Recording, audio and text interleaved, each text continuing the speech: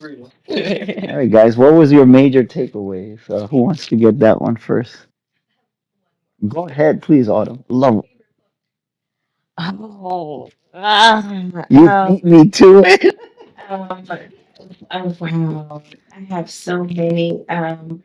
But one of my well, one of my favorite books, well, my favorite book is the Bible. In fact, I'm on a journey now. I'm reading it from cover to cover. So that's my favorite. It keeps me grounded. It helps me to evolve into the person that God wants it to be. But there was a book called Wired to Read. It's old, but it to me it was the book that sparked my interest in brain development and reading. I still have the book. I still have all of my underlines, and but that was one of my favorite books that professionally put me on another avenue as far as my profession is concerned. So, why did you? Thank you for sharing. Um, and so for my takeaway, I guess I learned that it's so important to connect with our children and to teach them the basics. Like nothing is easily discarded. To just be like, oh, like I'm just gonna sit down my child on an iPad and I can just work in the background. Like every minute matters and their development matters. And everything that you spoke to today so beautifully, by the way. Thank you. It really enlightened me. Like we need to invest in our children's futures, in their hearts and their minds, because they're going to be our next generation. We're going to raise up new educators, new leaders, new presidents. Um, we need to give them the dignity that they deserve, and giving them good education. Also, if they don't understand something, to get on their level with them and make yourself one with them, and not to just. I love that you mentioned the segregation of experiences, because even like Heather's point about being left track, that segregates you from your peers. Or even wanting to educate yourself after that, feeling like you're discarded from your peers or in society, it makes you not even want to bother anymore with learning. There's humiliation.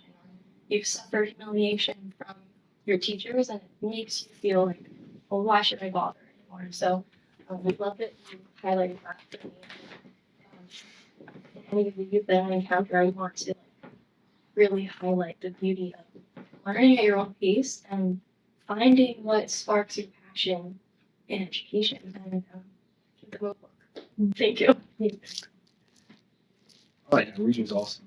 I don't know, like I'm not a too fond reader, but I learned that I must in order to keep my brain healthy, in order to continue. Because reading is like an individual process. Only you can sit in front of a book, right? Only I can sit in front of a book, and only you guys can sit in front of a book. So I needed to develop my brain in order to keep the engine running, the oil to keep going.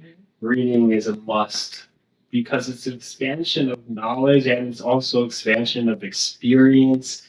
And you get to learn about a certain time. You get to learn about how someone did something. Um, it's more of, to me at least, it's reading is like a inspirational tool to find it if lost in the Love it. I like that. Love it. I love what you just said. dark. Yeah. My major takeaway was how creative we can be to use anything to turn it into reading. And there's no limitation to it. The only limitation is ourselves when we can't see outside of the box and think outside of the box.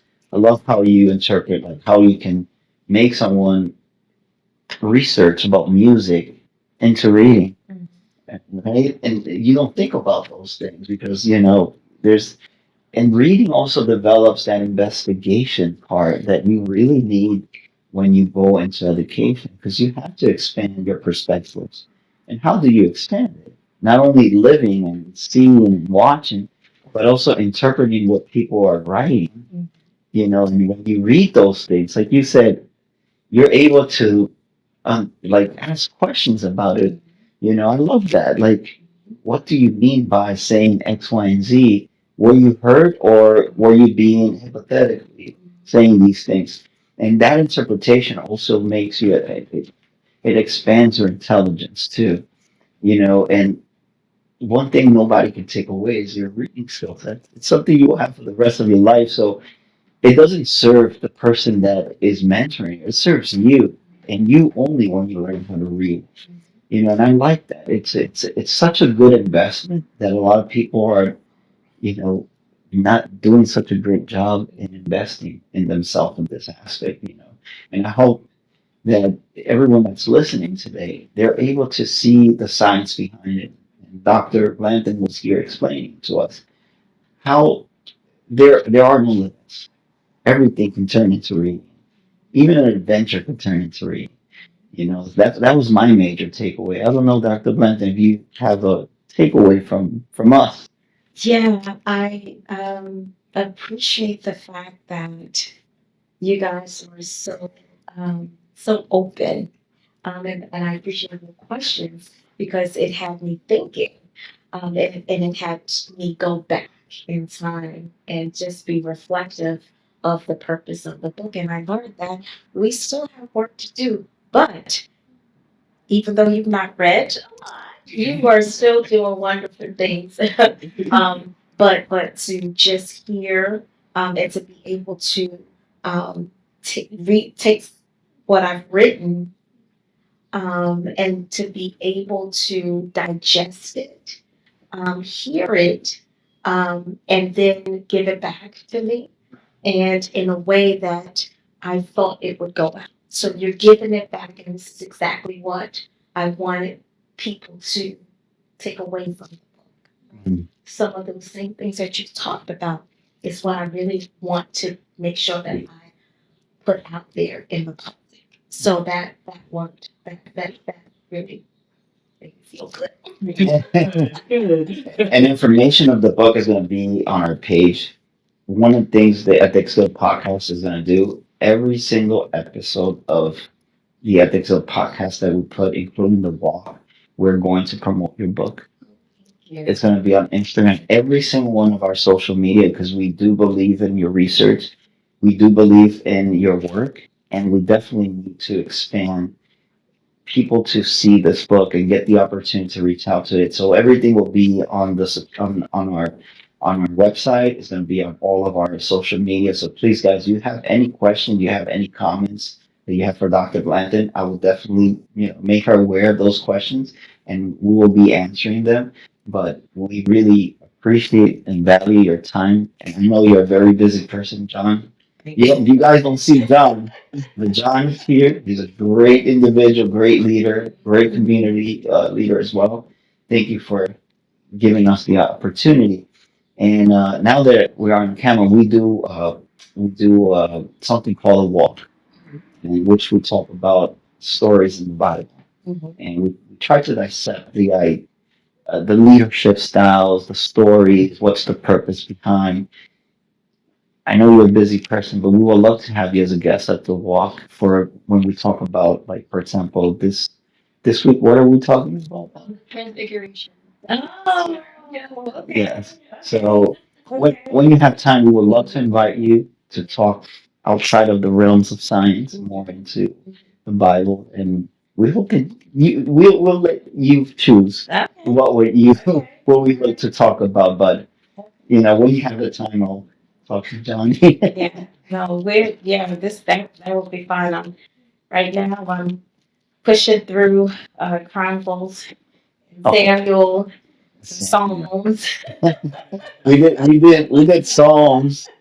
We did the Samuel is that's probably one of my favorite books. There's a lot of It's a lot. there's a lot of I've things. taken so many notes. I'm like, oh my goodness. But yeah, that's so yeah, I'm diligent. Normally I get stuck at Chronicles because it's hard. Chronicles is hard.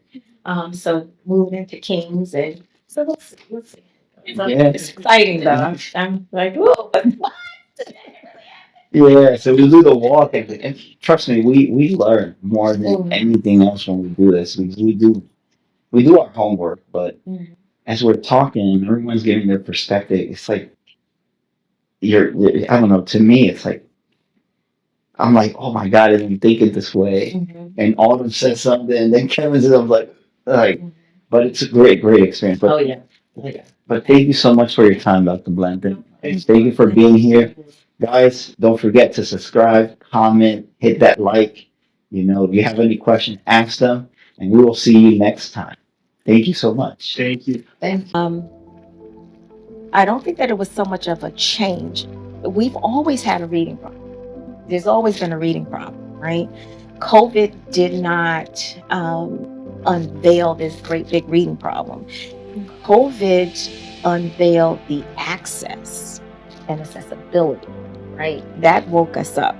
Well, we've always had a problem in this country with reading, going back to anti-literacy laws. So I just want to preface what I'm about to say with the fact that our brains were not wired to read. We have to teach it to read, right? It does this great thing, right? It rewires itself, right, to form pathways for reading to develop. A lot of people don't understand that. It's very different than language. Language, you can put a child in a room full of people who are speaking and they will speak. You don't have to teach them how to talk, right? That is not going to happen for reading. You cannot sit someone in a room full of people who are reading, whether they're reading out loud or silently. It's not going to happen. You have to teach it to read, right? That starts very early. What we think is reading starts in kindergarten, and then we build these habits in kindergarten. And if we think that, we're 5 years already behind, right? Reading starts really at the moment of conception. How? Well, all of the stuff that mom eats, all of the environmental pressures and stress impacts the developing brain. Reading is all about the brain. The brain is the main character, right? And so if we understand that, then we have a point of reference. And so how do we build stamina, right? Because in order to learn to read and read well, you have to build stamina. I'm like, this is a race, right? Not for the quick athlete, but it's endurance. And it took us years, decades to get here. My book has only been out since August. It's not going to take months for us to get out. And so people have to come to the point where I came to and say, okay, I reflected. Now I see, and now I'm going to do better. When you know better, you do better.